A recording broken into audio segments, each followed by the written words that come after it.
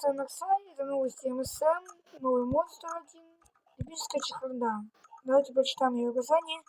Поколение чехарды стремились уменьшить дискомфорт, связанный с расплавленными миазмами, который известен этот вид, так что же может быть лучше горячих соплей. Великолепная слизь. Эпическая чехарда вырабатывает и выделяет очень кислую слизь по всему телу. Защитить себя как от солнечных лучей, так и от собственного чихания.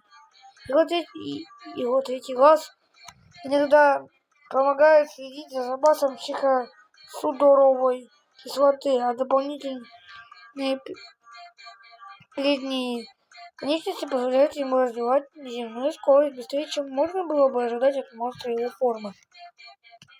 Ну, что-то гипстеры пошли. Ну и все, в принципе.